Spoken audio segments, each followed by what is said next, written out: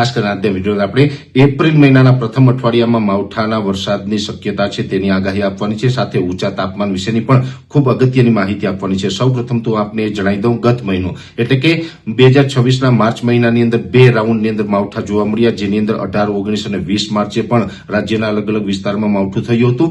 ત્યાર પછી 28, 29 અને 30 માર્ચે પણ માવઠું થયું। ખાસ કરીને 28 માર્ચે હવામાનમાં પલટો આવ્યો। 29 માર્ચે ખંભાળિયાના અમુક ગ્રામ્ય વિસ્તાર, સાવરકુંડલાના વિસ્તારો અને બોટાદના વિસ્તારોની અંદર ઝાપટા પડ્યા હતા। 30 માર્ચે અમરેલીના લાઠી, લીલિયા સહિતના અનેક વિસ્તારોની અંદર તીવ્ર માવઠું જોવા મળ્યું। એટલે 28, 29, 30 માર્ચમાં પણ માવઠું થયું છે। અને હવે આ 31 અને 1લી તારીખે 2 દિવસથી આપણું હવામાન ખુલ્લું થયું છે, તાપમાન ઉચકાયું છે, છતાં હવે આપને જણાવી દઉં કે હવે આવનારા દિવસમાં 3 દિવસ સુધી હજુ માવઠાની શક્યતાઓ છે, જેમાં 2, 3 અને 4 એપ્રિલ એમ 3 દિવસ સુધી રાજ્યના અલગ અલગ વિસ્તારોની અંદર માવઠાની શક્યતાઓ છે।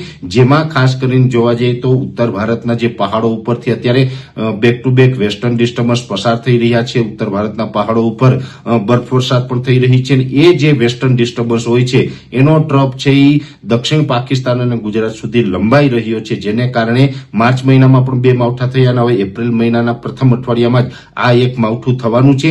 જેમાં ખાસ કરીને જોવા જઈએ તો અત્યારે એ જે વેસ્ટર્ન ડિસ્ટર્બન્સનો જે ટ્રફ છે એ પાકિસ્તાનના અમુક ભાગો ઉપર પહોંચી ગયો છે।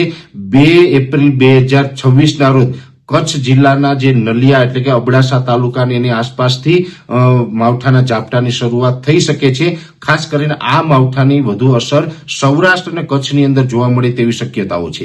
એમાં કચ્છ જિલ્લાના અમુક સેન્ટરની અંદર તો તીવ્ર માવઠું થશે, એટલે કે સામાન્ય કરતા થોડુંક વધુ માવઠું થાય તેવી પણ શક્યતાઓ છે।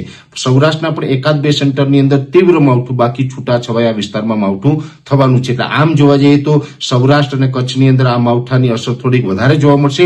બીજા વિસ્તારોમાં પણ માવઠું થશે, પણ બીજા વિસ્તારોમાં એકદમ સીમિત વિસ્તાર અને એકદમ છૂટાછવાયા અને એકદમ સામાન્ય ઝાપટા પડે તેવી શક્યતાઓ છે। અમુક જગ્યાએ તો ખાલી છાંટછૂટ થશે।